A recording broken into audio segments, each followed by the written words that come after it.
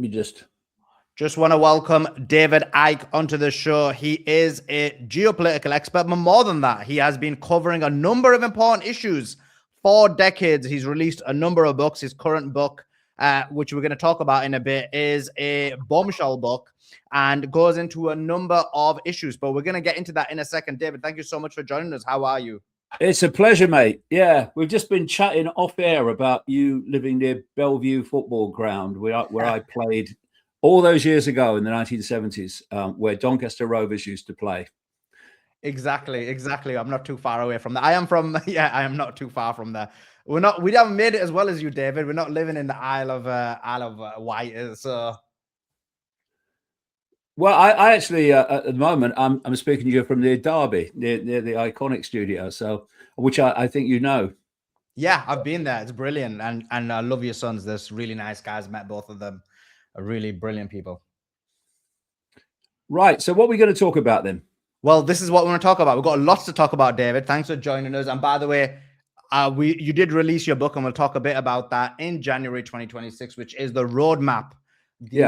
Escaping the maze of madness. Now, in terms of one of the things that I want to talk about, and we'll get into different avenues, is something really important, which is this idea or a notion, something you've been speaking about for a very long time, but I think a lot of people are now becoming aware of it, is this technocratic society, this Palantir state, this surveillance situation that is going to occur. If you can explain what your thoughts are about that.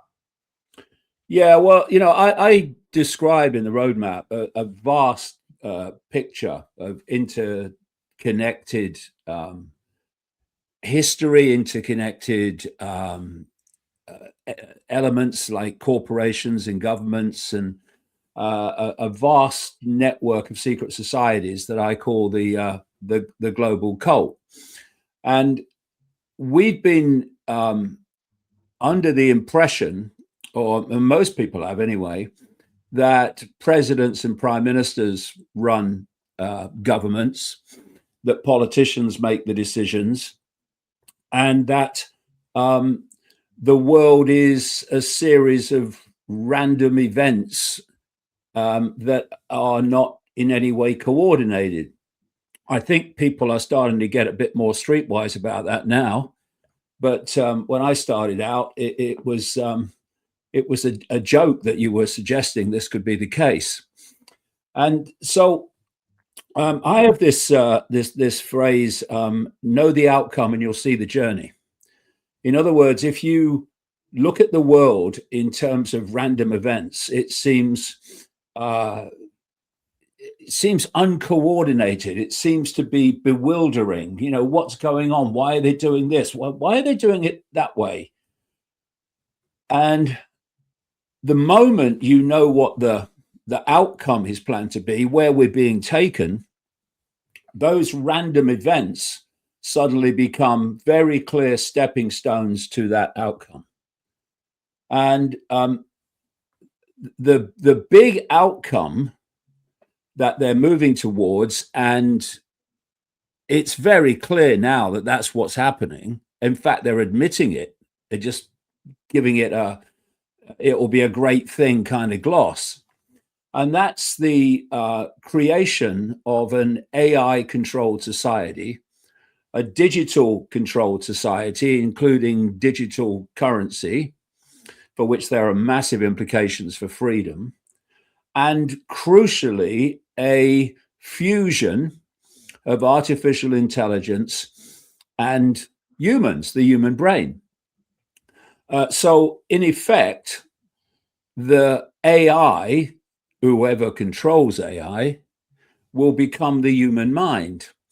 And, we talk about free thought and having our own views and opinions. Well, that's okay if you are streetwise about the game, and how we're being manipulated and how our opinions are being manipulated. But if you're not, and still vast numbers of people are not, then it's worth asking where our opinions come from. Because if they come from the mainstream in any way, shape, or form, then those opinions are not ours. They're someone else's. They're being, in effect, downloaded to us. So if you look at what the foundation of the whole control of human society is, it's control of human perception. Because if you can get hold of human perception and control that, you're controlling behavior, because we behave as we do because we perceive as we do. You look at like the COVID hoax, where people did what the authorities told them because they perceived what the authorities told them was true. So they responded in that way. Those that realized that what the authorities were telling them about COVID was not true, they responded in a very different way. And so the foundation of human control is control of perception, thus control of behavior. And you control perception by controlling the information that people receive. And this is where censorship comes in. Censorship is not for a bit of fun. Censorship is there to seek to control what people hear and see in terms of information, and thus have the opinions that that information will give them. What they're seeking to do now is to go even beyond that, the manipulation of information to dictate perception, to it coming direct through artificial intelligence. And alongside that, fusion, which, you know, they're, like I say, they're openly talking about. I mean, there's a guy, this is yellow book up the back here, is by a guy called Ray Kurzweil. And he's a Google executive and so-called futurist who's a big fan of his is Bill Gates. So, you know, that's how bad he is, really. And he said a few years ago now that by 2030, the connection will be made between artificial intelligence and the human brain. And once that connection is made, artificial intelligence will do more and more of human thinking until human thinking is negligible. And so we are looking now in the face of a transformation of human society that almost is so extreme it can almost not be comprehended, and where it's going. And we are now seeing slowly, but then quicker, more recently, the kind of society and control that that this is designed to have. And of course, we have a blueprint. We have a blueprint in China. I've said since the 1990s, if you want to see what's planned for the West and much of the rest of the world as well tomorrow, then look at China today. And if you look at the Chinese system of technological control, millions of cameras with face recognition in the cities, the social credit system where you gain credits if you do an act as the government wants, and you lose credits if you don't. And once you lose enough credits, you can't go on a train, you can't go on a plane, you can't interact with mainstream society. And that is what is planned for the West. In fact, it's unfolding. And if you remember during COVID, when they tried to bring in the whole vaccine passport thing, when they tried to bring in mandatory vaccination and so on, and that you wouldn't be able to interact and take part in mainstream society unless you had the jab.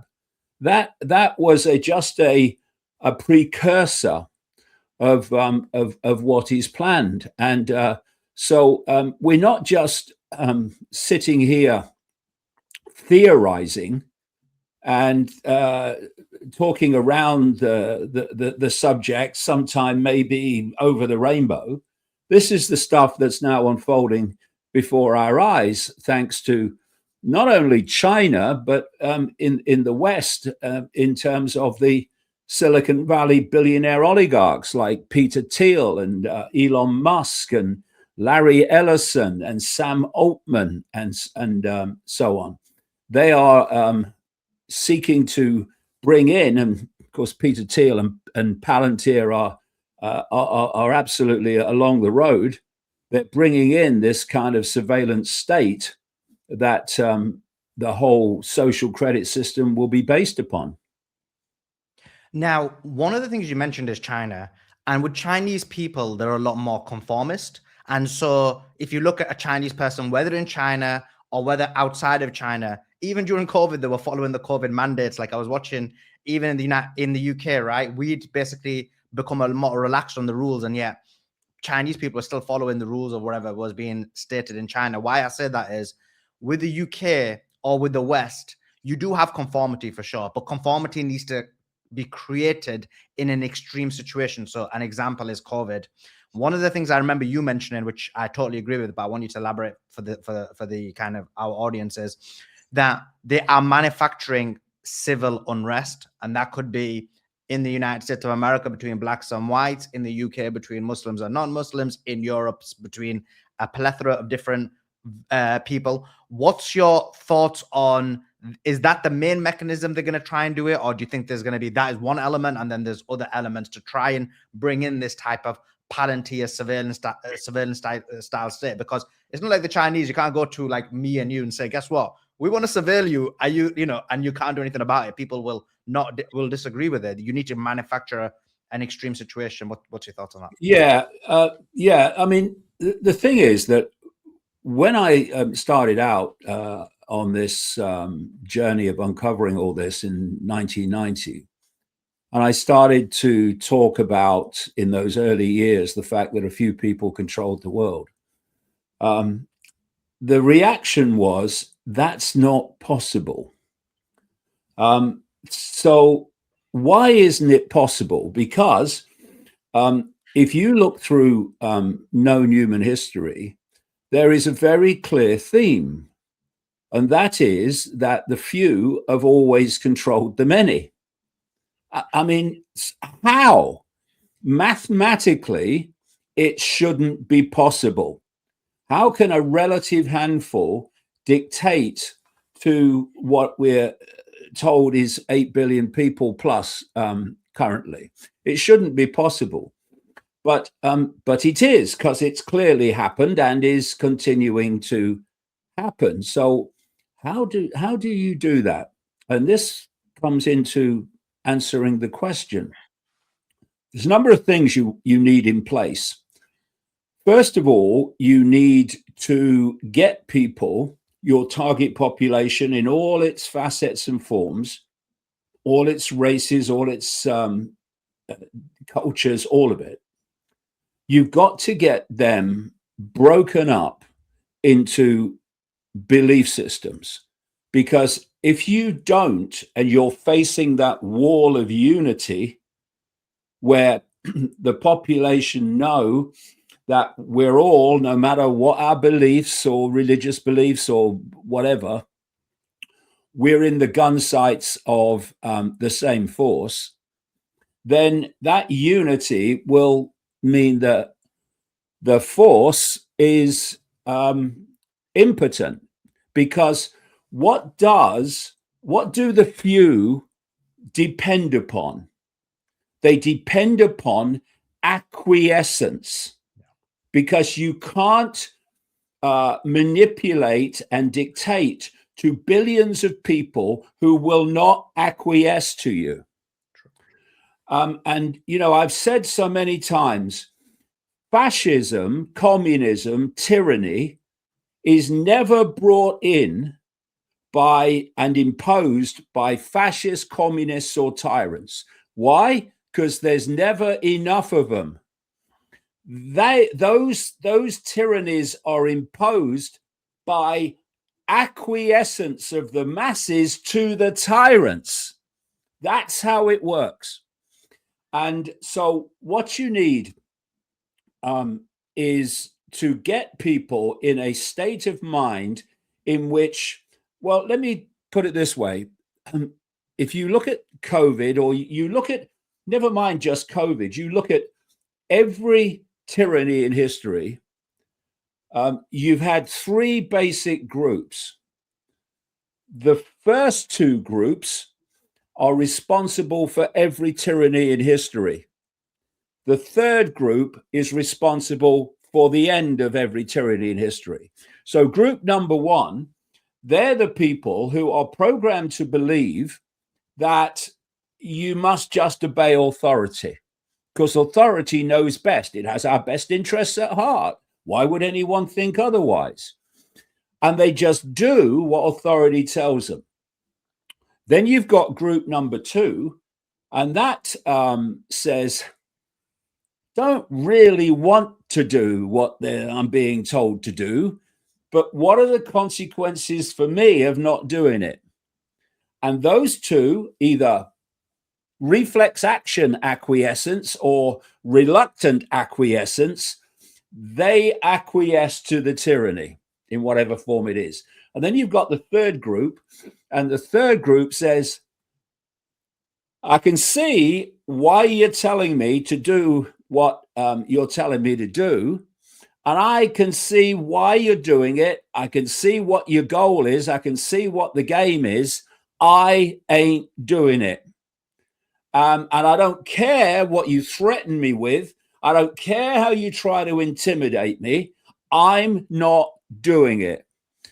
And what happens then is when that group is very small, as we saw with COVID in the early days, the police move in, they arrest people as they did the few protesters in the early days of COVID against the restrictions, and it's all sorted out.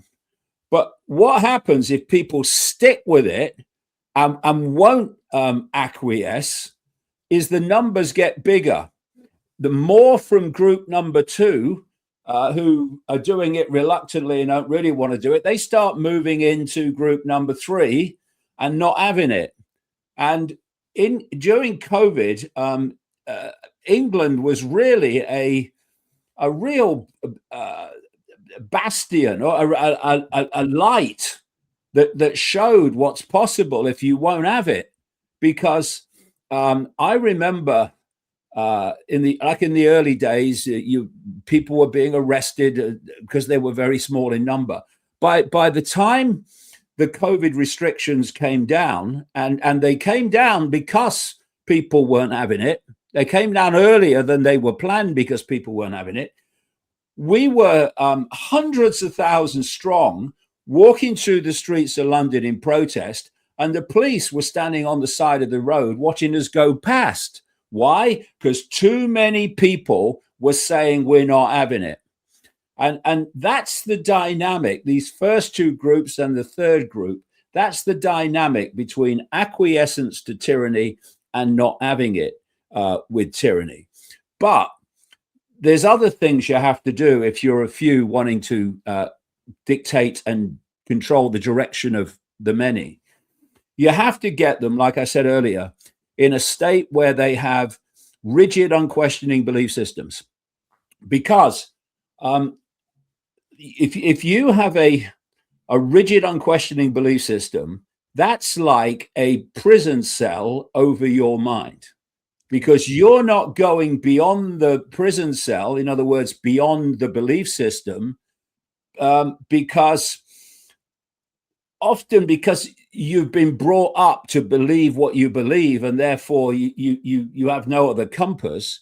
And also, people tend to want to be part of a group, and they want to stay in the group. And if they go beyond the belief system of the group, then the group rejects them.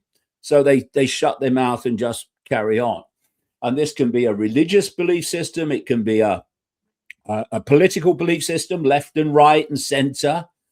And it also, it kind of seems to me very clear that we talk about religion, and we talk about the religion of politics and even the religion of football, really.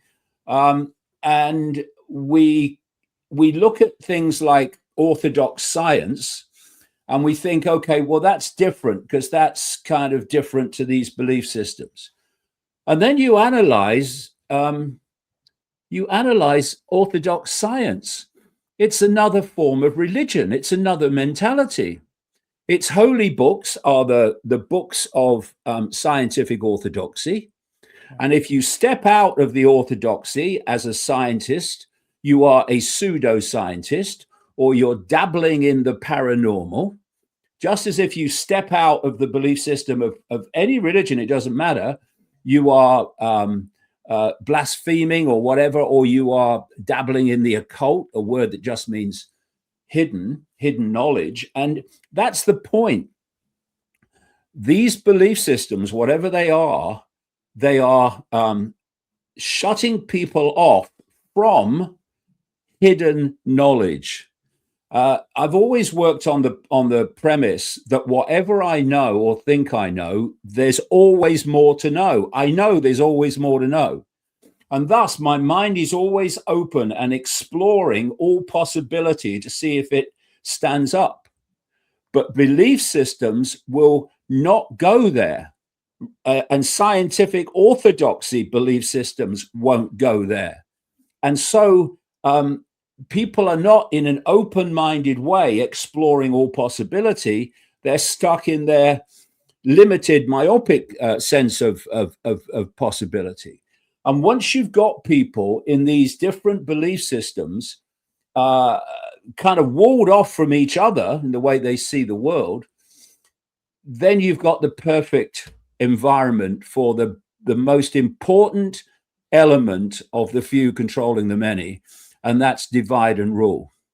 And so you divide people between religions, you divide people between political beliefs, you divide people in all these different ways, because what you want is to avoid your worst nightmare as the few controlling the many. And that's the many coming together in some kind of unity, putting down the fault lines that divide them, saying, okay, well, we'll have a discussion another time about all this, because if we don't get our backsides in gear, these few are gonna enslave us all on a level that we can hardly comprehend. So let's just put the fault lines down, agree to differ, and let's focus on what should unite us all, which is the fact that we're in the gun sights of this cabal, this global cult, as I call it. And the other thing you need, which comes into your question, therefore, and this is all part of it, is you need the target population at war with itself. Because then people are so busy fighting each other and competing with each other that they don't stop and look up and see actually that the strings attached to all the different sides are actually held by the same hand, because they're playing us off against each other. And so, you know, I have a simple philosophy: believe what you like, but don't impose it on anyone else. So if you are a religious believer, or if you're a political believer, whatever, that's fine. You've got a right to do that. You've got a right to believe what you want to believe. I'm all for that. But don't seek to impose it on other people, especially against their will, because that's tyranny. Tyranny is saying, I have this belief system and I'm going to impose it on you. And if you don't accept it, there's going to be consequences. That's tyranny. And most people, in fear of the consequences of challenging that, they just acquiesce to the tyranny. And these different elements I'm talking about, if you bring them together, they are the key elements of how the few have always controlled the many and continue to do so. So we need to come together, but also get streetwise and start exploring possibility beyond the limitations of the belief system. Because, you know, a simple thing which I'm seeing happen here, you want as your outcome this AI controlled, AI fusion human fusion controlled digital world of total control, which completely negates your ability to move, never mind anything else, and to make choices.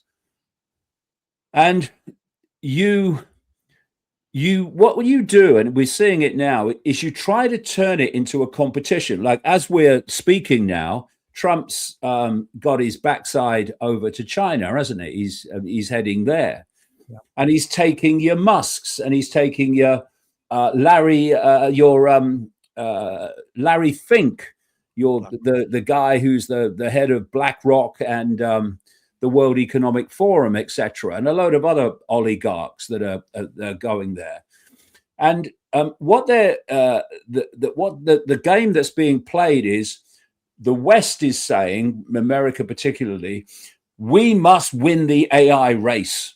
We must win the AI race. We can't let China win it, because, oh no, what would happen then?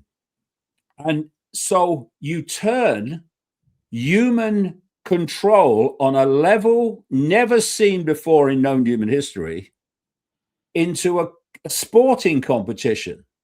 And what does that say? Oh no, we can't have regulation of AI.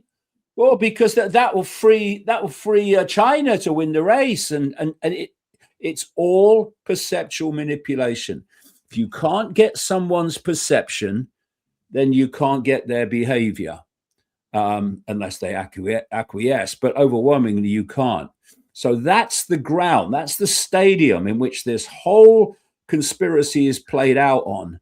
Control of human perception. And we've got to get streetwise. We've got to get streetwise to the subtleties of how perception is manipulated. We've got to stop seeing the world in just black and white, and realize that the manipulation of perception is far more subtle than that. If we don't, then the few will go on not only controlling the many, but reaching a point of control that is almost unimaginable.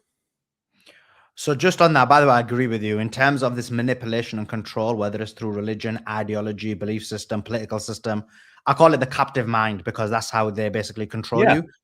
But in terms of what you said, and I've just got a follow-up question, because we're seeing this AI race, and you mentioned quite clearly that if you take the China out of the equation, you've got, even within the West, you've got, for example, Sam Altman against Elon Musk, against Larry Ellison, against these different people.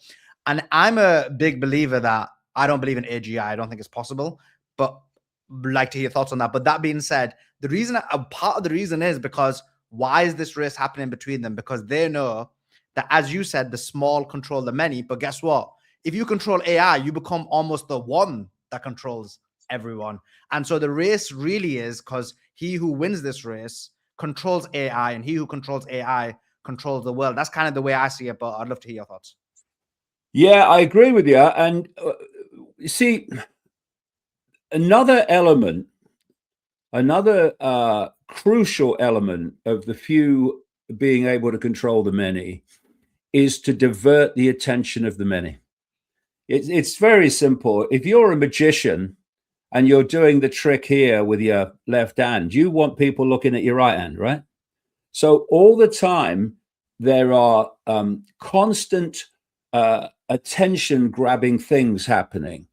And of course, if you wanted to put someone into office, I won't say power, into office, to divert attention from what you're actually doing incessantly, then Donald Trump would be the guy you picked.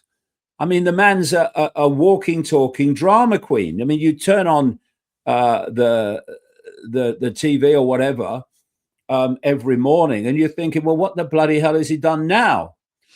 So it's all constantly Trump. What's he doing now? What's he said? Oh my God, that's outrageous what he said. It's outrageous what he's done. Oh, we started another war now.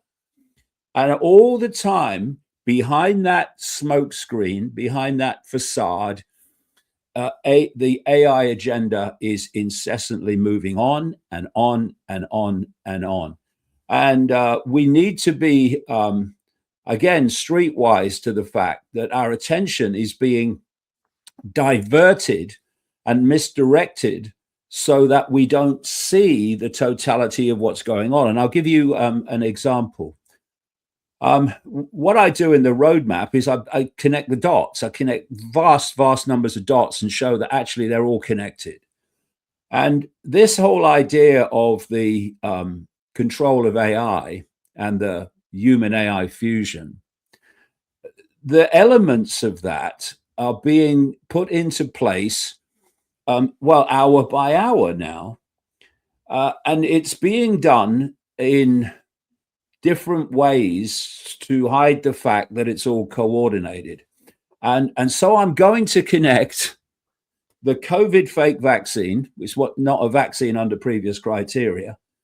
I'm going to connect the SpaceX, Elon Musk, and Jeff Bezos low orbit satellites.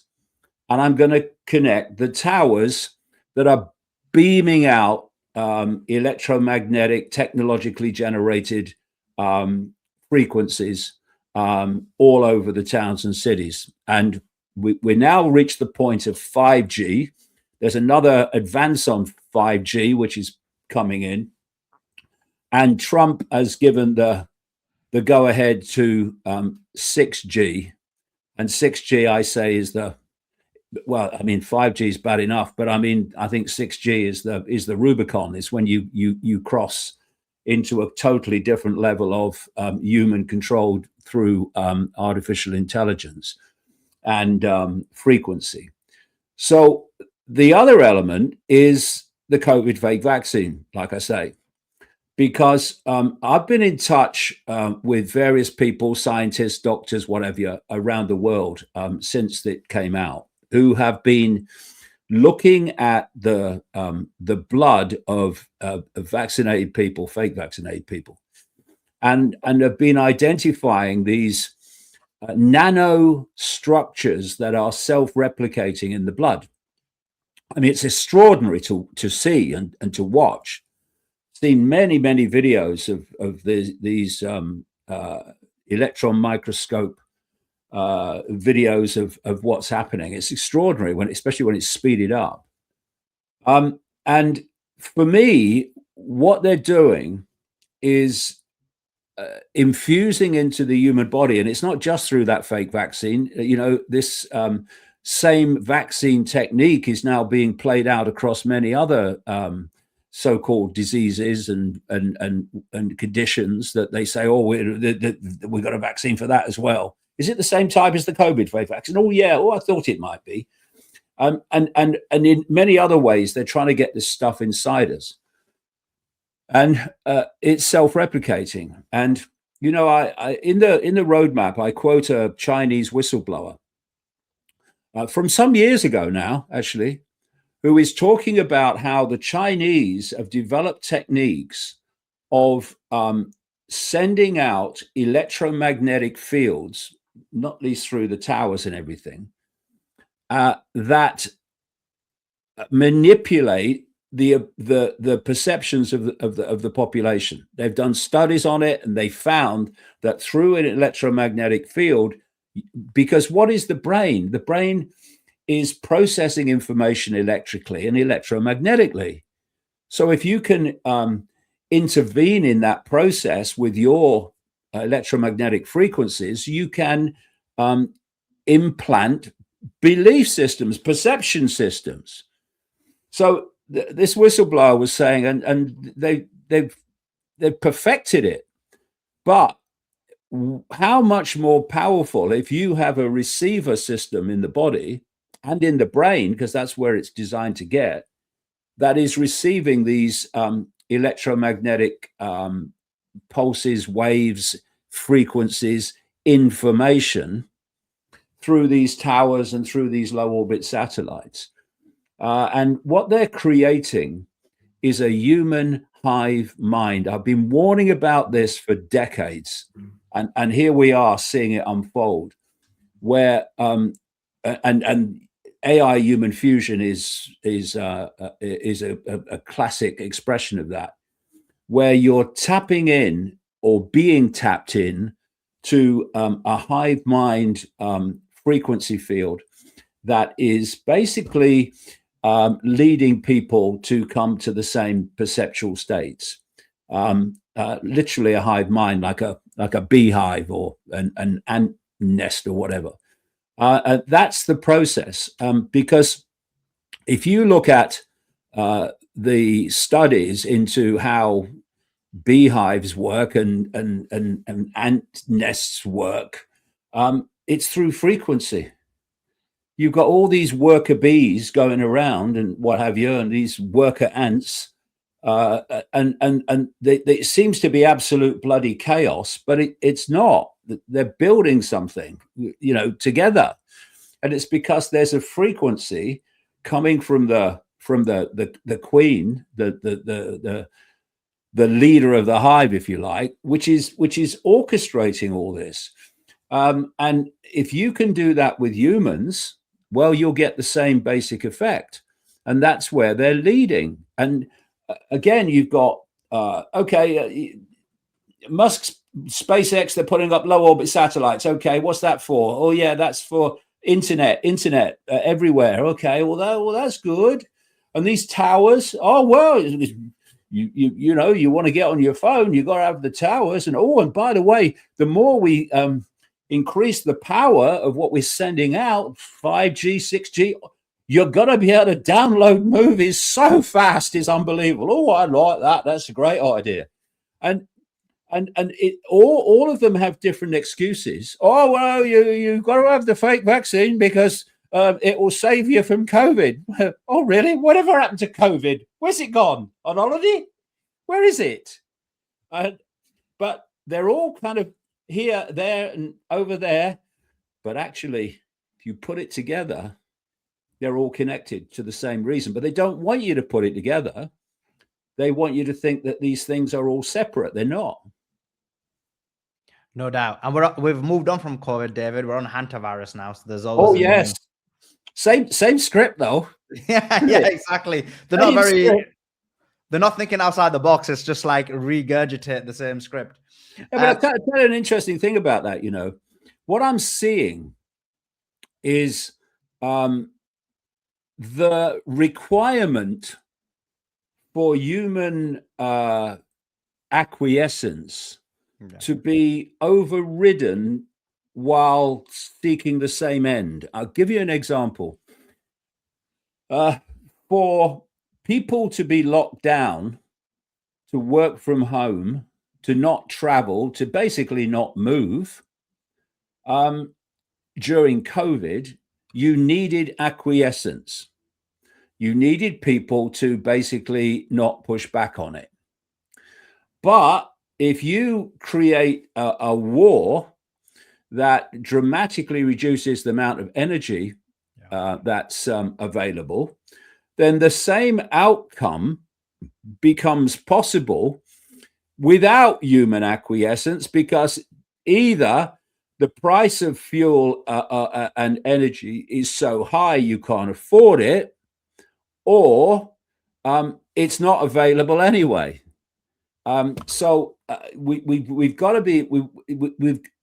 The thing is that everything has to be seen from two levels.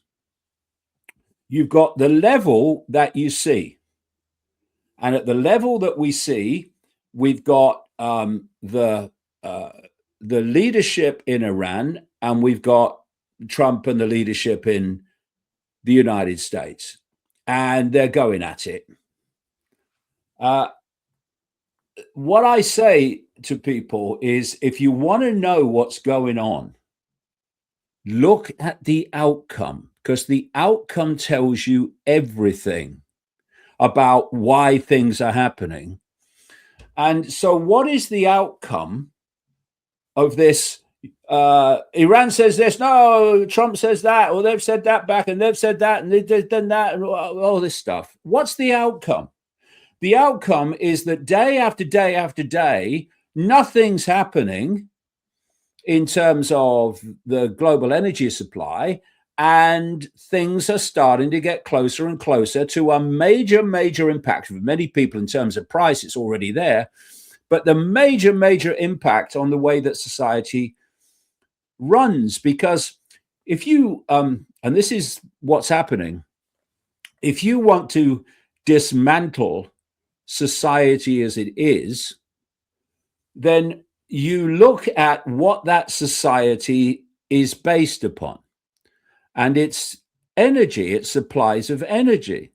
So you make sure that you withdraw supplies of energy, and then society must change. I'll give you another example of that.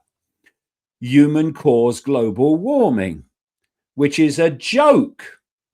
But what it's doing, it's withdrawing sources of energy, coal, oil, like North Sea oil and all that stuff. It's all being shut down by this moronic man, Ed Miliband, the energy secretary. And as a result, this net zero, as they're calling it, what happens with that? And it's all connected into what's happening now in terms of the consequences of Iran. If you have a target, say net zero, and you're moving towards that, then to continue to do so, society that existed before must be dismantled, because you're, again, same with what's happening in the Iran situation, you're withdrawing sources of energy from society on which that previous society is based.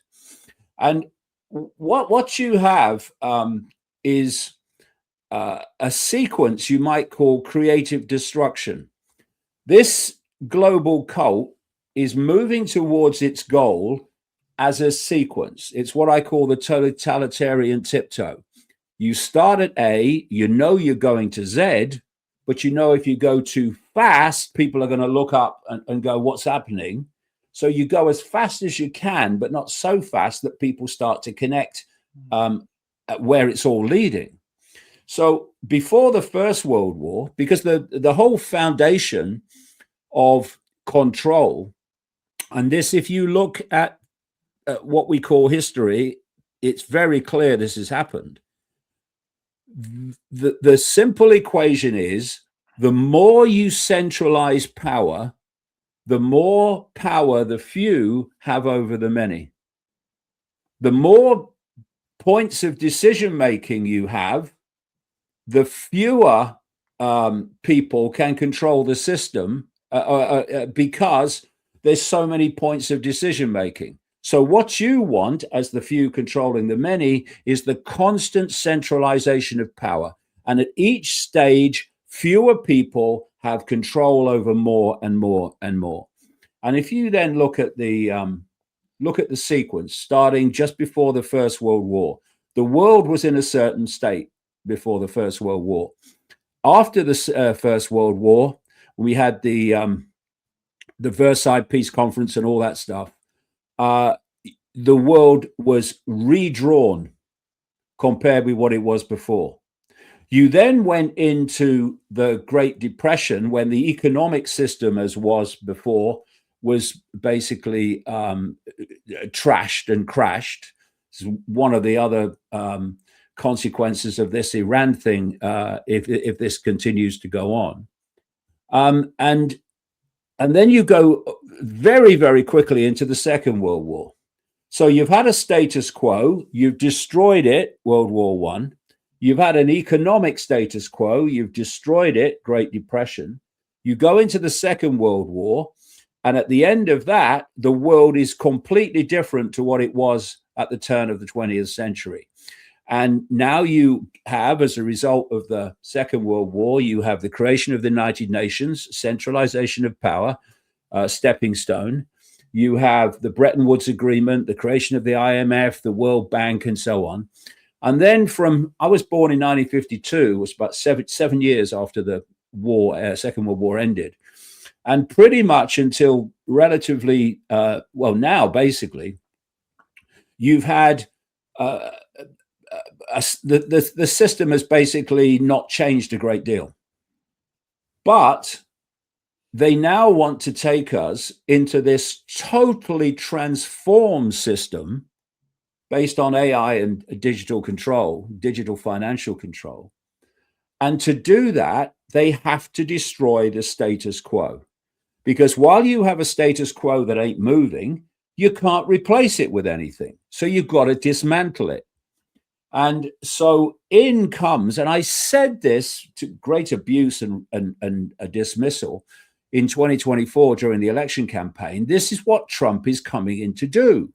He's not anti-globalist. He's a gopher for the so-called globalists, the cult. He's coming in. He's going to do two things. First of all, he ain't going to do what he's telling you he's going to do, and he ain't going to not do what he's telling you he won't do. So his job is to dismantle the system as it is. And my God, look at it. Look at it. And secondly, to facilitate the introduction of the new system based on AI. Took him 2 days to wheel out Larry Ellison and Sam Altman into the White House Oval Office to announce this up to $500 billion data center thing called Stargate. And by the way, you'll have noticed that, particularly in America, but it's starting to come more into this country and wider afield now, that these data centers, which are the processors of the hive mind and surveillance system, that's why they're absolutely bloody massive. They are becoming more and more focused upon by the populations that are impacted by them. Now, they've come out of nowhere, right? Where this massive data center just been built. Another one coming in Texas. There's loads all over Texas. There's another one here. There's another one there. Where do they come from? Out of nowhere, because they don't come out of nowhere. They've been planned all along in the background, and now they're just playing out into the public arena. And these data centers and the pressure from the Trump regime not to have regulation of AI, that's all part of this plan that's playing out to bring about this AI controlled human fusion society. But like I say, for that to happen, the status quo has to go.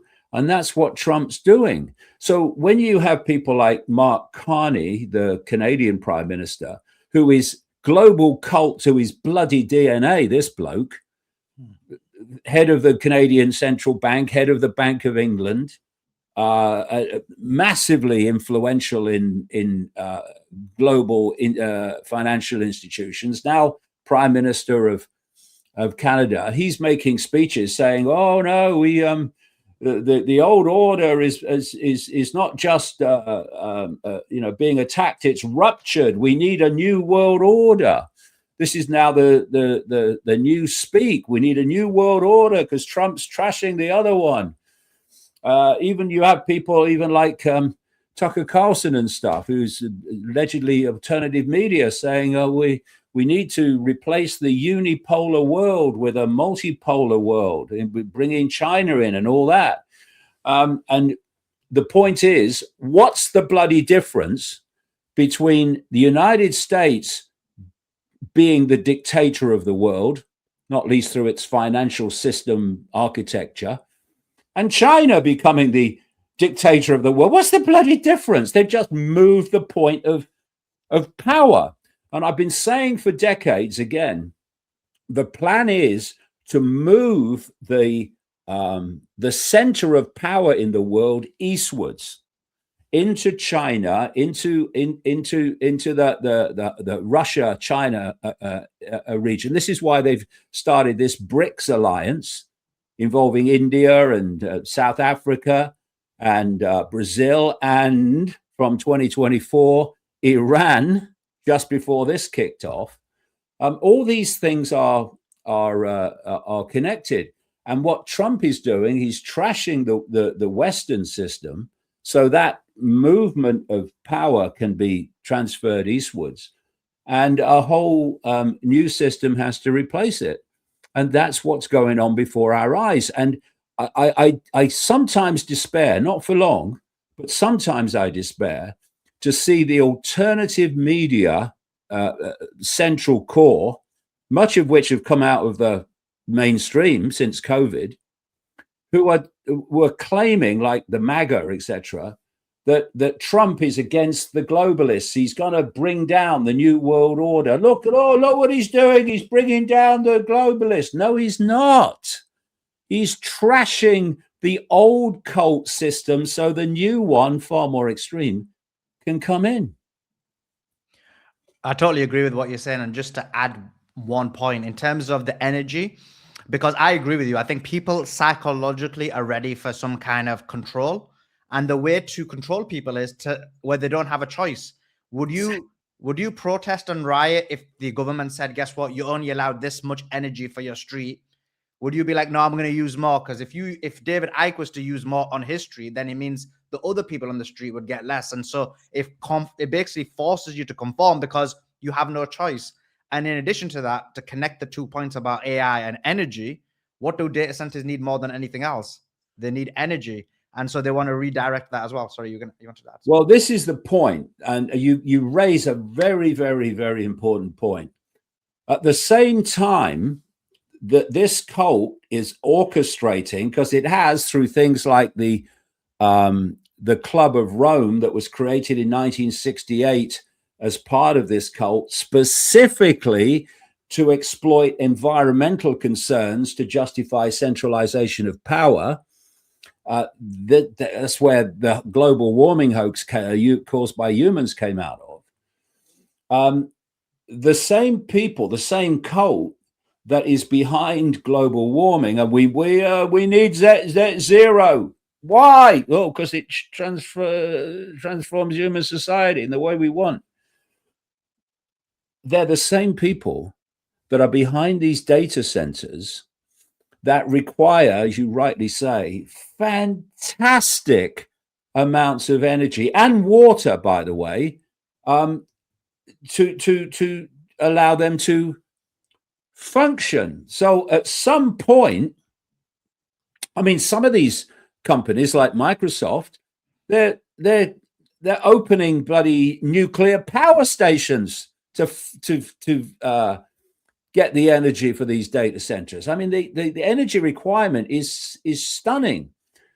So at some point, having trashed society by withdrawing energy, whether through human-caused global warming, net zero, or Iran or whatever, they obviously plan to have energy available to run the system.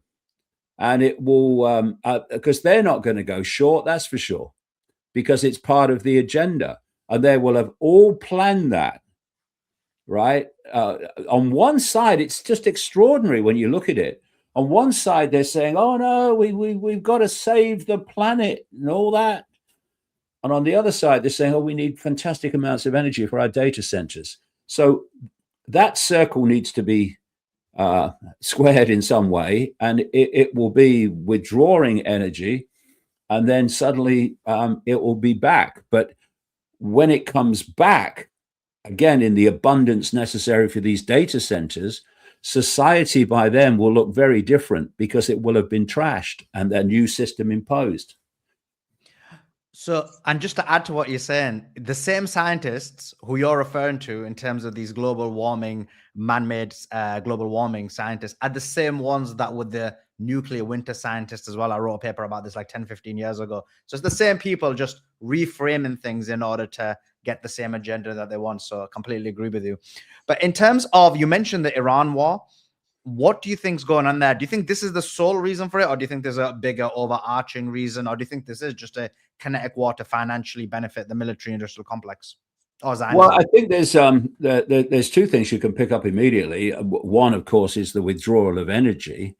And while this, because what you've got is a situation where the circumstances have put Iran into a much more powerful position than it apparently was before. And then on the other side of that equation, because they're therefore saying, no, we don't have to concede to you anymore. We don't need another Obama nuclear agreement. Thank you very much, because the situation's changed, all right. And on the other side, you've got Trump, who by design is a narcissistic psychopath who has an ego the size of the universe. And thus, for him to concede ground to Iran, having started the war with Israel, of course, he will have to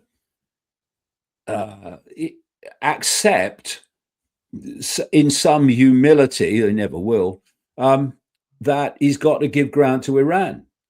And so you've got a narcissistic, malignant narcissist, actually, is actually an official term, apparently.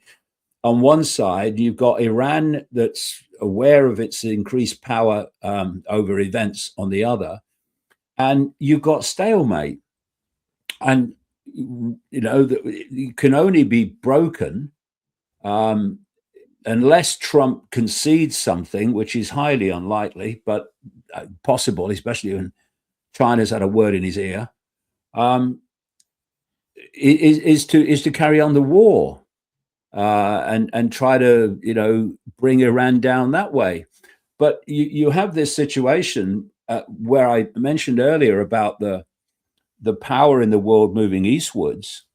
Iran joined the BRICS alliance in 2024, and suddenly, supported by China, supported by Russia, you've got Iran in this very, very much more favorable situation in terms of control of energy than ever it was before. So part of it is the power is moving eastwards, but unless something can burst Trump's ego, you've got this stalemate. And that's the point I was making earlier. What does the stalemate mean? Day after day after day after day, nothing changes. And we're getting closer and closer to massive major impacts on people's everyday lives because of what's happening. And of course, they'll accentuate the impact as well on purpose because it's the end that they want. And it's stalemate at the moment. And that, so again, you look at this level, Iran, Trump, Iran, Trump, Trump, Iran. But you look at this level, the shadow level, in the shadows, this global cult, what's happening is exactly what they want. It's exactly what they've orchestrated. And unless you see that level that connects everything and is driving the direction of the world, you'll never understand this level of Iran and Trump and global warming and all of it. What's your view on Zionism and their kind of power, how they basically conduct power, or how they fit into this kind of whole power scheme? Well, Zionism is a central element of this global cult. One of the families that's very much involved in this cult and has been since way back is the House of Rothschild.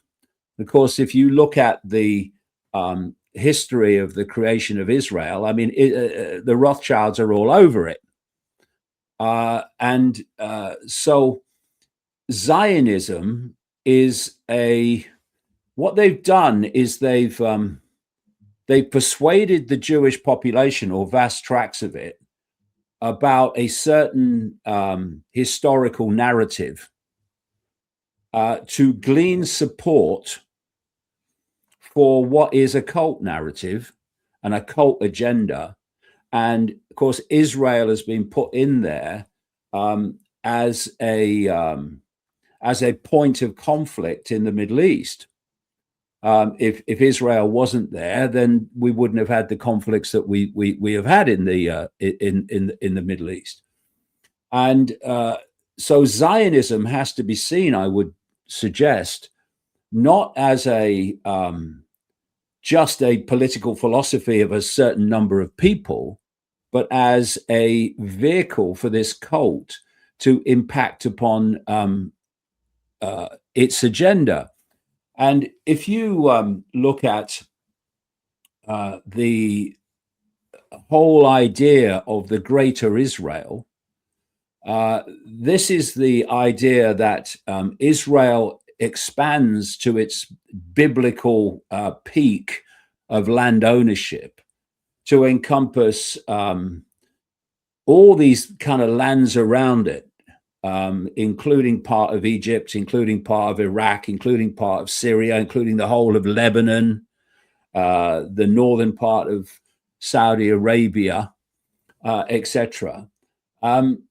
Well, that goal, which is promoted as it's the destiny of the Jewish people to take the land back of the height of the biblical, which I point out in the roadmap is actually nonsense, that the peak of the biblical land ownership, then you're going to get people behind you to support that, because they think it's their almost their spiritual God supported right. But at the same time, this cult has infiltrated the Zionist element of it, or ultra Zionist element of it. It's infiltrated since the creation of Israel in 1948, American political society, not least through AIPAC and all the funding of the politicians of both parties. And so it's got a tremendous amount of influence in American politics. That's why America hands over phenomenal amounts of money to Israel every year. But if you look at Trump, this is what I do shake my head. I've been calling Trump out since 2016 when he first came on the political scene, not least as a front for Zionism, right? And you don't need a crystal ball after his first term to see that he was given $100 million for his election campaign by Sheldon Adelson, the now late Las Vegas casino magnate, and on the understanding that the US embassy would be moved from Tel Aviv to Jerusalem, which has, of course, massive symbolic and literal impact upon the Palestinians. You also had the agreement that Trump would recognize the Golan Heights as part of Israel when it was owned by Syria at the time. They now have a location in the Golan Heights called Trump Heights in recognition of what he did. And so you look at the first term and you go, he's controlled by Israel, this bloke, right? And then these people who are now saying, oh, Trump's controlled by Israel, they then support Trump to come into a second term. You know, I'm talking of your Tucker Carlsons, your Megyn Kellys, your Candace Owens, and many others. And then they suddenly discover he's controlled by Israel. What? And of course, he was given another vast amount of money, $100 million plus, by Miriam Adelson, the ultra-Zionist wife of the late Sheldon Adelson, who is massively influential in politics in Israel and around Netanyahu. And I'm shocked that anyone's shocked that he's following the Israel agenda, because this is what I say. Okay, yeah, well, Trump's controlled by Israel. Oh, yeah, well, it's obvious now, isn't it? Okay. Now, here's the next question. Who controls Israel? That's the next question. Don't stop at Israel, because whatever you know, there's always more to know. Don't stop at Israel, because that's what they want you to do. Go to the next level and ask, who controls Israel? And then ask, who controls that which controls Israel? And then you start by having an open mind and realizing how big this is. You start to see that actually even Israel, especially Trump, are just gophers for something greater. And if we don't understand the network as a whole, then we focus our attention on not the engineers of human control, but on the oil rags of human control, your Trumps and your Netanyahus, because they are just gophers. In terms of Netanyahu, an influential gopher, yeah, who will absolutely know what he's doing in terms of serving this cult, but still a gopher. So Zionism is a phenomenally important vehicle for this cult to create division, to create upheaval, and to also, and this is an important point too, because we're seeing this very clearly, to gather support for what Israel, i.e., the cult, wants from the vast Christian world, because Christianity is still, it seems, the biggest world religion. It's so fundamentally the central element in so many ways of American society and American political society. You try becoming president of the United States if you don't say I'm a Christian. I mean, Trump is a Christian. I love it. I absolutely bloody love it. But he has to claim he is, because he wouldn't get the support otherwise.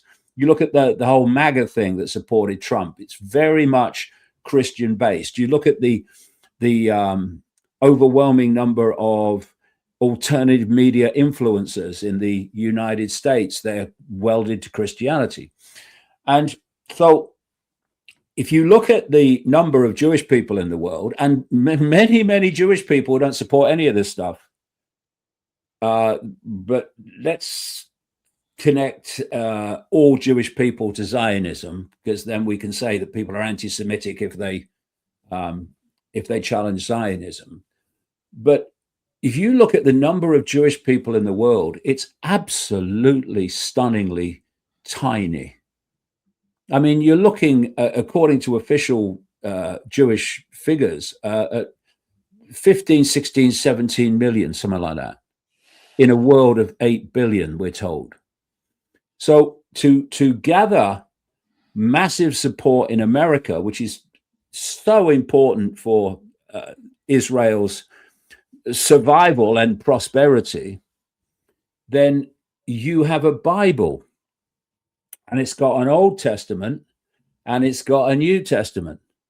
And the Old Testament is basically the basis, along with other books like the Kabbalah, of the Jewish faith. And you've got the New Testament, which is the basis of the Christian faith, but they're within the same covers. Therefore, it's one book. And the perception of both Judaism and Christianity is that it was written by God, and God can't be wrong. So somehow all the massive contradictions between the fairy tales, by the way, in the Old Testament, have to be squared with the New Testament, which is why people disappear up their backside trying to connect those two things, because they're obviously not connectable.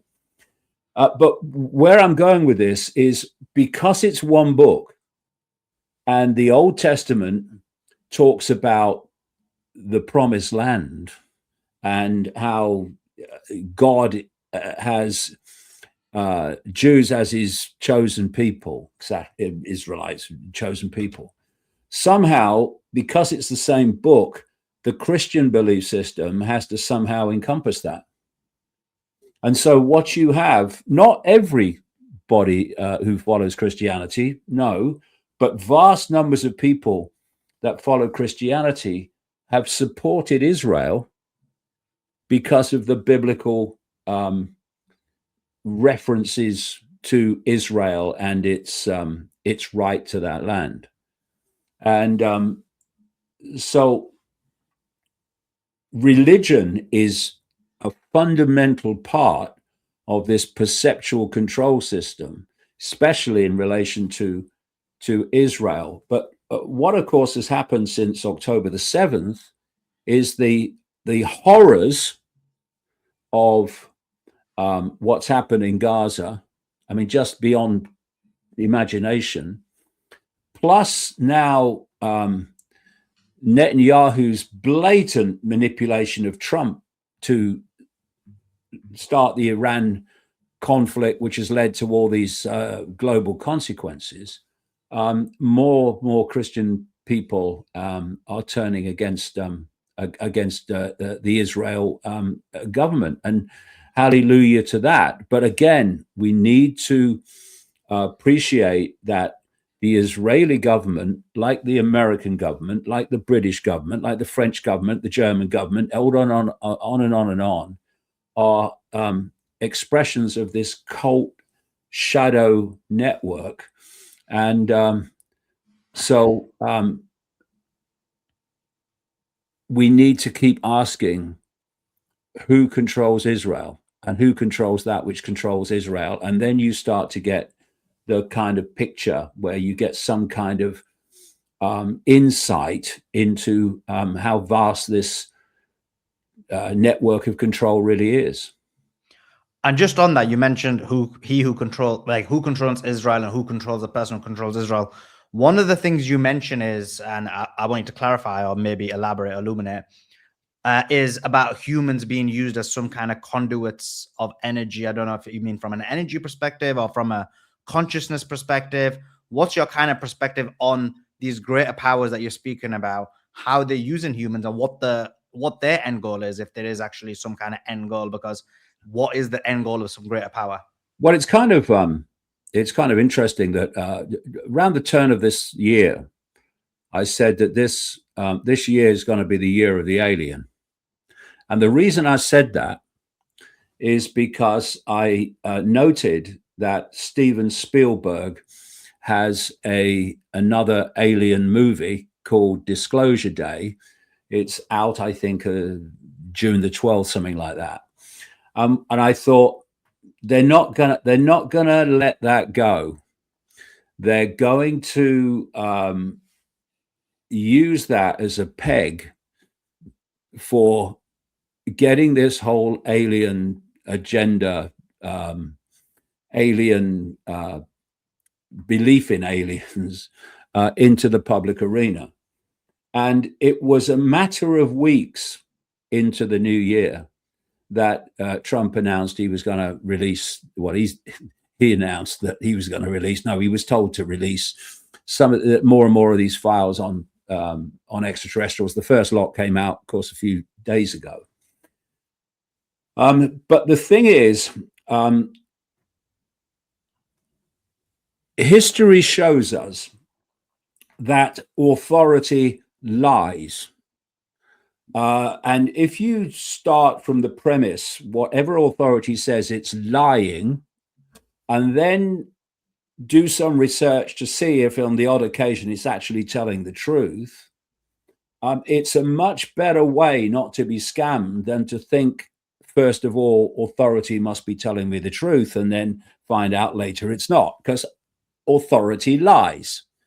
And what I mean by that is they're not going to tell us the truth about aliens, extraterrestrials, and UFOs and UAPs, they call them now. They're going to tell us a version that suits the agenda of the cult. And what I kind of uncovered over the decades, 36 years now, is that ultimately the control of humanity is not coming from just the human realm. It's coming from another dimension of reality. It's known in esoteric circles as the astral dimension. And, this is a very important area, because we are given a version of reality by religion, that there is a God who's we got to keep happy, basically, or by orthodox science, that it's we've all come from some primordial soup, and there was some big bang which eventually produced Ethel on the checkout and Bill driving the bus. Hello, and therefore they're the versions of reality that we are basically given to consider. But there's another, and that is that there is a force within another dimension of reality that is working through this global cult. This global cult is serving the interests of this non-human force by manipulating human society according to the blueprint agenda of this non-human force. And in the early 1990s, when I started to put together this global cult and how it worked, and the realization that presidents and prime ministers are not running the bloody world, or the politicians, but this cult is, I noticed that when I investigated these major cultists, many of which were on public display, invariably it led me to Satanism and pedophilia. And of course, it's like, what? Why? Why are these cultists doing satanic rituals, including human sacrifice rituals, by the way? Talk to people all over the world over the last 36 years that have observed these rituals, taken part in these rituals, and named the same names. And why is this thing about pedophilia so unbelievably prominent? Of course, you saw it come out with Jimmy Savile in this country. You saw it come out through the Epstein network. You saw it come out through the Dutro network, as it's called, in Belgium. But when people say, and I hear them talk about the Epstein network is the biggest child trafficking network in the world. No. The whole global cult is based on Satanism and pedophilia. Thus, these elements that come out, like Savile in the United Kingdom, and Epstein in America, and Dutro and all these people, they are when elements of the global satanic network, cult network, come out and can be seen for a time, but they're just signs of the global network. They're just elements of the global network. So I was talking to these Satanists, or former Satanists, who wanted to get out what they'd experienced. And you've got these cultists who are doing rituals, like including human sacrifice rituals, like I say, to their version of the gods. And of course, now you're into la bloody land when you first come across this. And then you note that in the ancient world, they were doing sacrificial rituals, overwhelmingly of children, young virgins, code for kids, to their gods, as a gift to their gods. And you think, well, what gift, what do the gods get out of it?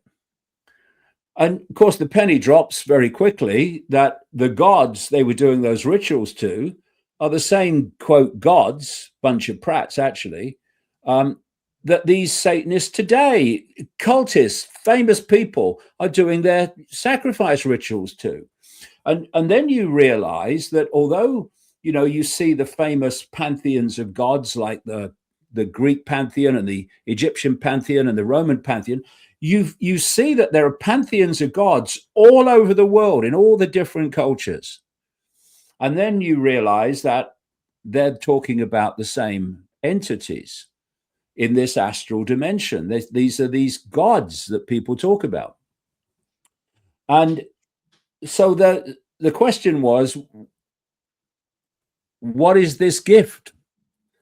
And then you realize, as I did a long time ago now, through various different sources, that these entities are feeding off particularly low vibrational human energy, the energy that we emit when we're in states of fear, depression, anxiety, regret, resentment, hatred, conflict, war.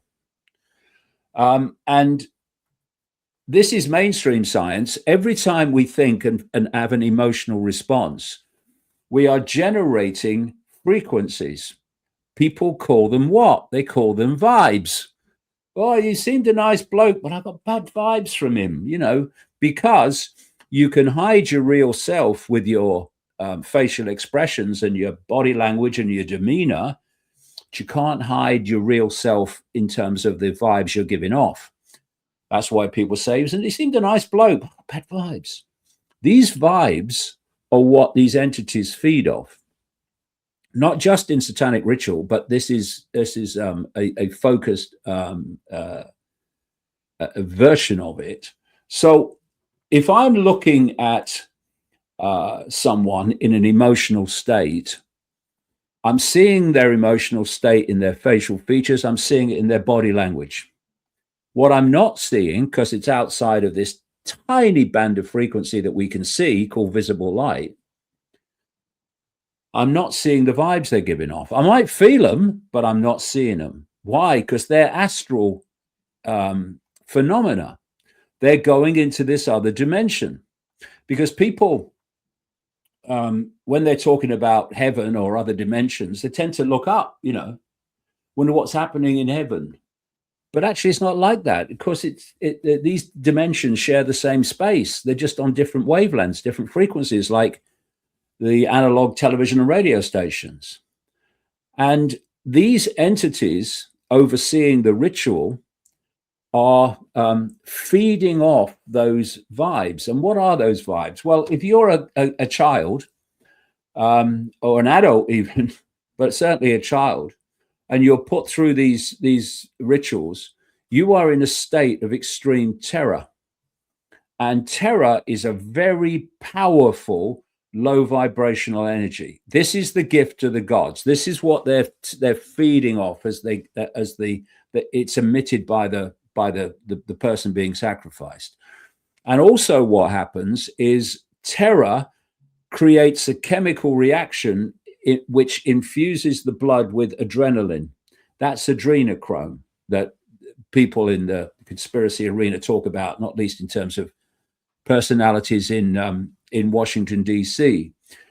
And so they are, these entities are feeding off low vibrational energy. Now, that's in a ritual. But what you realize is the whole of human society is a ritual. It's all ritualistic. And this is the situation. You have, I suggest, you have these entities in this other dimension, which interpenetrates this one. And this global cult network serves the interests of that dimension. Their job is to manipulate human society to elicit as much, first of all, control, hence we're moving to this AI human fusion, but to elicit and create events in the world of war, of conflict in all its forms, of deprivation, of hunger, of despair, of fear, anxiety, all these low vibrational emotional states, to create the events that elicit that response in the population. And what they're doing is creating a vast, constant projection of this low vibrational human emotion, which some people have given the word, the term louche to. They call it louche. And that's an interesting point. Of course, I've been laughed at incessantly since the mid-1990s for saying that one element, it is only one element of this non-human force, takes a reptilian form. And then much later, I read about a guy called Robert Monroe, who had spontaneously, he was a radio executive, it seems, and he spontaneously found at one point that he could project his consciousness into this astral dimension and see what was there. He became very skilled at it and wrote a number of books about it. This piqued the interest of the US military psychological department, and they did a study called Gateway, which was the name that he gave to his technique to how to astral project. And they did this study, and what they did, they got him and they got other people together. This is the US military that had this skill. And they did this study on astral projection and what was going on in this astral dimension. And what Monroe said he learned in this astral state was that humans were being used as an energetic source for these entities in the astral. And this came out in a declassified CIA, it was declassified by the CIA. I think it was, I don't know, 2003, something like that. There was a report at the end of this study by the guy who was running it, the military guy. And he said that the participants had experienced so many reptilian-looking entities in this astral dimension that the study gave them the collective name of the alligators. And that's what I'm saying, that these so-called extraterrestrials are actually interdimensionals. They're able to come into this reality and leave. But actually their focus is, and their basic location of most of them is in this astral dimension. And this cult is serving their interests. So if you have something like the First World War, the Second World War, Gaza, Iran, and etc., you are creating through the manipulation of war vast amounts of human response and emotion, which these people are feeding off. And so in the first Matrix movie, where the Morpheus character holds up a battery and says the Matrix is a computer-generated dream world designed to turn humans into one of these, a battery, an energy source, that was absolutely spot on, because that's what is very seriously happening. And just this for another day, but another aspect of all this is that we actually do live in a matrix. We actually do live in a virtual reality, which has been created by these entities to give us a completely false perception of self-identity and reality. So if you said to people, for instance, who are you? They'd tell you their name, they'd tell you their place of birth, they'd tell you their job, they'd tell you their life story, maybe, tell you their religion, because they self-identify as being a human. That's what this matrix does. It makes you think that you are human. That's who I am. Or you are a human subject to the diktats of some judgmental God. We are not human. Human is a body. It's a brief experience. We, the eternal I, are consciousness. Consciousness that is ultimately all consciousness if we open our minds to the totality of infinite reality. But if you are aware that you are an expression of all that is, has been, and ever can be, that you are an expression of all potential and all possibility, you try manipulating 8 billion people in that state of knowledge of self-identity. You want their attention focused on, I am a human. I'm Ethel on the checkout and Bill driving the bus. That's who I am. I've got no power. I'm just little me. That's what you want. And that's how society has been set up, because the biggest point of control above all others is manipulating human sense of self-identity. I am a human, or I am a human, or I am a soul that has to please God.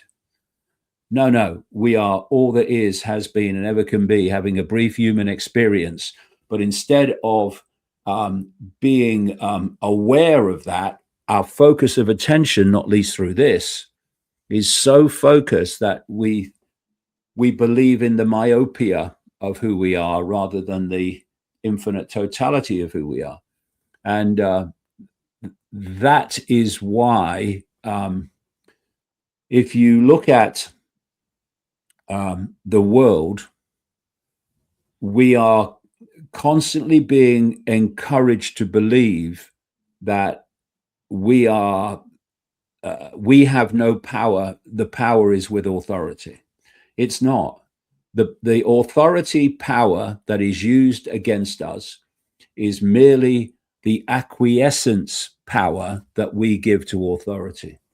If we take it back and we say, see, people say, to make a change, what we need, because you can't trust these political parties, to make a change, we've got to have a new political party. Excuse me. That's the last thing we bloody need, mate. That's how we got here. What is politics? It's people in different, quote, parties who were created after people started to reject royal diktat, royal control through, who had sex with who in what order. And we said, no, we want to be represented by the people. So politics was created, but politics is just another form of control. And what it means is that people come along and they have a constituency that they need really to get people to vote for them, their natural constituency. So the other party has their natural constituency. And then they're battling over these few in the middle of who's going to give them enough votes to put them into power. And what they do to get those votes is they tell people what they think they want to hear. There is no contract that says that when they get into office, I mean, Trump, I rest my case, that you have to do what you said you'd do, or you have to not do what you said you wouldn't do. Nothing. You get into office and then you do what you always planned to do, or what you were, led to do by the shadow people. And so for 4 to 5 years, you are a dictatorship, basically, until there's another election. and then the same farce is repeated. Oh no, we've got to keep them. We've got to keep them interested in politics because they're kind of they're seeing that it's all you can't trust politicians. What do we need? Oh, I know. Let's bring in another party. That Farage guy will be great. Put him in charge, and we'll call it reform, and then that will get people to think, oh no, the politics is a vehicle for change. I'm going to vote for reform now, but it's the same story. And the thing is that if instead you had people in government and you had a streetwise, far more unified population that was aware of the way we are manipulated, it would then say, when they came out of Downing Street or the White House and said, we've had a meeting and this is what we're going to do, this is what's going to happen. If people could see that it was a decision and a scam to give more and more control over people, they would say, not doing it, mate. No, we're not doing that. No. Then you recognize where the power is and where the power has always been. It's been with the mass of the people. It's not been with authority. The biggest scam of the perceptual manipulation is to persuade us that authority has power. It doesn't. Its power is the power we give it in the form of acquiescence. So if we would not submit to what is being imposed upon us, we just won't have it, then authority has no power. You know, they come out of the White House and say, this is what's going to happen. If enough people say, we're not doing that, mate, see what you're doing, not doing it, they have no power. What are they going to do? And we saw this with COVID. When enough people said no, they had to end the restrictions earlier than they would have liked. I agree with a lot of what you said there. In terms of the real existence being consciousness, I'm in complete agreement. I think the body is mainly the mentation of the mind. And these kind of materialists aren't able to explain, for example, you know, they aren't able to quantify color or feelings or love.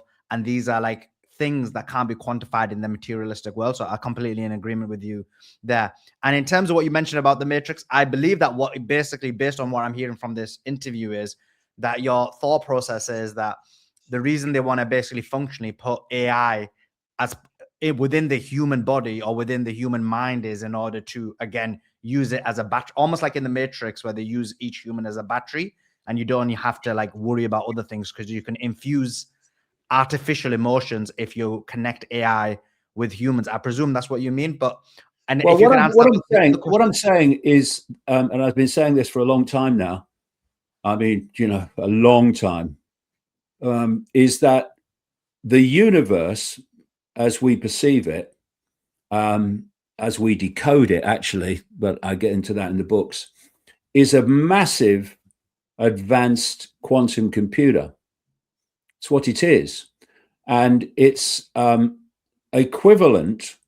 It's because what I'm seeing as this explosion of technological, quote, advancement comes in, I'm seeing so clearly how it's mirroring and mimicking the very reality that we are experiencing via this, quote, matrix. Because if you look at Wi-Fi and computers, you are seeing the same dynamic as the matrix to humans and the human body. I've been calling the human body since the 1990s a biological computer, because we think biological is natural, But unless we have something that is unimpeachably, unquestionably natural to compare it with, we don't know that. And I know from my own research over the years that this cult doesn't see the biological as, quote, natural. It sees it as a very advanced form of technology. And so I've got a computer in front of me now. And if there was Wi-Fi in this room, there's not, but if there was, I could log into it and the computer would decode a radiation field of information into a totally different form on the screen in front of me. And it would do it inside the computer. That's where the decoding's going on. So what I'm saying is that this matrix is a fields of information, which this is decoding. And when I looked at the mainstream science version of how we experience reality, this is what I've found, that the five senses are how we interact with this matrix field of information. It's just like a Wi-Fi field in its basic form. The five senses, what they do is they take frequency information, they turn it into electrical information, same information, different form. They communicate it to the brain, and the brain is then decoding that information. There's different parts of the brain that specialize in the different senses, and putting together a sense of reality from the information that it receives. And the classic is, but they're all like this, is sound, because I'm speaking now, but there's no words passing between us. What's passing between us is a vibrational field of information that my vocal cords are generating.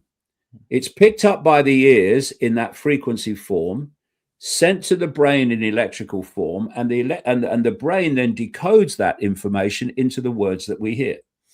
So we are interacting with this matrix reality. Now, as I said earlier, the decoding of the Wi-Fi field is going on inside the computer. Where is the decoding of the matrix field going on? Inside the biological computer. It's going on in here. And I mean, this is really far out, but I've looked at this in great detail over the years. We experience, and I grant you it seems like that we are living in a world that is external to us. I don't believe that. The world is happening in here, just as the world of the computer screen is happening inside the computer.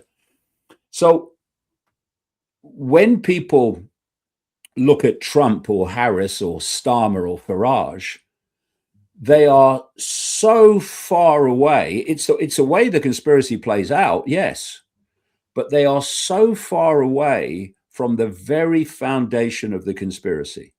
And that is to persuade us we're living in a reality that we're not actually living in. That's the real foundation of the conspiracy, beyond all else. You know, if you go on the internet, you put a sequence of words into a video search engine along the lines of compilations of people with playing video games or whatever, or headsets on, you'll find extraordinary pictures of a person in a room that is just the reality they think they're experiencing. And they put their headset on, and in seconds, their sense of reality is completely different. They're screaming, they're running away, they're falling over. because their sense of reality has been overwhelmed by the information being passed into their headset. And the more sophisticated ones, you've got the gloves, you've got the audio, all the senses involved. Now, what you can do in that situation is take the headset off, and you're back in what you think is real reality. And you go, oh dear, thank goodness it was just a game. Now, imagine your computer, your headset, which is what this basically is in the womb and starts to become a human. You leave the womb, and this biological computer is decoding the matrix field and delivering to you a form of reality that seems to be the way that we are experiencing it, like, solid things, whatever. And the only way, you can't just take the headset off like you can in a video game. The only way the computer stops delivering this reality to you is if your body ceases to function, quote, dies. And if you then look, and I have in vast detail, at near-death experiences, accounts and stories of when the body dies and the consciousness is released and they find themselves in another dimension, and the common themes of the stories are very compelling. And then the body is revived and the consciousness comes back and experiencing the world again. Clearly, what we call death is merely the biological computer ceasing to function. And when it ceases to function, it ceases to deliver to our consciousness this sense of reality that we're experiencing in the human world. And suddenly we find ourselves in another reality. And yet people are conditioned to fear death. It's one of the great sources of louche, anxiety. When all it is basically taking the headset off. Then there's a whole nother story of the afterlife, which I go into in the roadmap. But the point being that our consciousness is entrapped in this illusory reality. And through that entrapment and this sense of reality and sense of self-identity, we are producing vast amounts of this low vibrational energy, which these entities that created this matrix are feeding off. And that's the real level of the conspiracy. Trump or Harris, Starmer or Farage is just the play out level to keep us believing that we have political choice. David, I really appreciate you taking your time out to join us. I've enjoyed this. I could talk for hours. Really appreciate you. I'm not joking. We need to get you back on again because there's just so many strands I got to go through with you. So yeah, there are, because there are so many elements. And, this is the thing that you have to research such a vast spectrum of subjects to get the picture, that if you only perceive the conspiracy on a political, financial level, you don't go into these areas. In fact, they don't want you to go into these areas. This is why the prison mind belief systems and the orthodox science religious belief systems are there to keep you from going into these areas. But when you do, suddenly a whole different explanation of reality appears. No doubt. I really appreciate you coming on. I know you've got a great book where people can read a lot of this information in great detail. It's called The Roadmap: Escape the Maze of Madness. Where can people find that book? Well, you can get it from davidicke.com, and it will be with you in a day, 24 hours, 2 days, whatever. And if people go to davidicke.com from North America, the book will be sent from within North America, so they'll get it again in 24, 48 hours. Brilliant. And the vast majority of my audience is actually American, so I appreciate Oh, that. there you go then. Yeah, so it's a good shout there. So everyone do make sure you buy David's book. David, thank you so much for joining us. Really Pleasure. appreciate it. We want you back on. This was so fun. Appreciate you. See you, mate. Bye. Appreciate it. Thanks so much. That was David Bike. You got to buy his book. Buy his book. So amazing. That was such a fun interview. I really, really enjoyed it. I need to blast to the other interviews now because I kind of delayed everybody else for David Icke because I loved him so much. So we're going to move across. But guys, like this video, comment on this video, subscribe to this channel, subscribe. Let me know your thoughts in the comments. So many strands were spoken about. What's your views on many of the things that David mentioned? It was amazing. Give me your thoughts